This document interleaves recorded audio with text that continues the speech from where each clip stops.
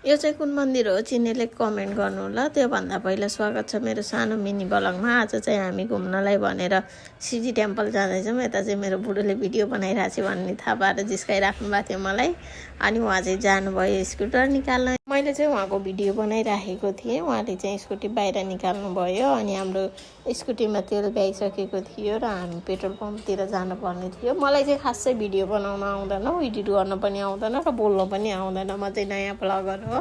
कृपया मलाई साथ सपोर्ट र हजुरहरूले नै जानेको आइडियाहरू छ यसरी बनाउनुपर्छ भनेर आइडिया नलेजहरू कुनै छ भने मलाई सेयर गरिदिनु होला प्लिज। मेरो भिडियोलाई लाइक कमेन्ट पनि गरिदिनु र सेयर पनि गरिदिनु। मैले नजानेको कुराहरू सिकाइदिनु होला पनि भन्न चाहन्छु।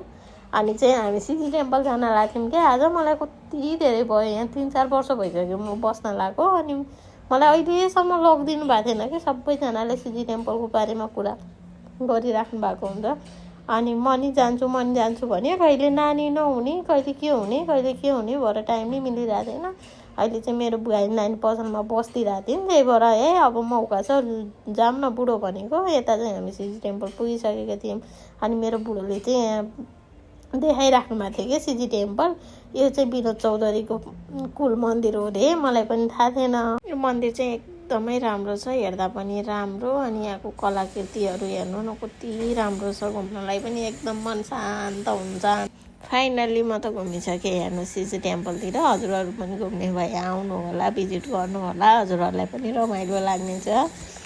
अनि म चाहिँ भिडियो बनाइदिन्छु बुढो, थोरै बोल्नु न सिजी टेम्पलको बारे केही भन्नु भनेर भनेको। फेरि यहाँ नाटक सुरु भइसक्यो, ल हेर्नु यता यस्तो छ, जानु यता गर्ने उयो गर्ने भनेर नाटक गरिराख्नु भएको थियो। मैले तर साउन्ड चाहिँ राखेन कि उहाँको। अनि हेर्नु न हामी चाहिँ बाहिर जानु लाग्यो। बाहिर जाने बेला चाहिँ भित्र सिजी ग्रुपको सामानहरू सबै पाउँदो रहेछ क्या। पुरानो प्राचीन कालदेखिको अहिलेसम्मको सबै सामानहरू चाहिँ राखिराख्नु भएको छ। तर हामीले सामानहरू हेऱ्यौँ मात्रै, ल्याएन केही पनि। फाइनली घुमियो सिजी टेम्पल पनि। अब चाहिँ लाग्यो हामी घरतिर। यति हो मेरो मिनी भ्लग भने पनि। जे भने पनि मलाई बोल्न पनि आउँदैन, केही भिडियोहरू यत्तिकै अपलोड गर्न लाग्यो। जे आउँछ त्यही गरेको। हजुरहरूले लाइक कमेन्ट सेयर सब्सक्राइब सबै गरिदिनु हुनेछ भन्ने आशा गरेको छु। र अर्को भिडियोमा चाहिँ अझै राम्रो गर्नेछु। धन्यवाद।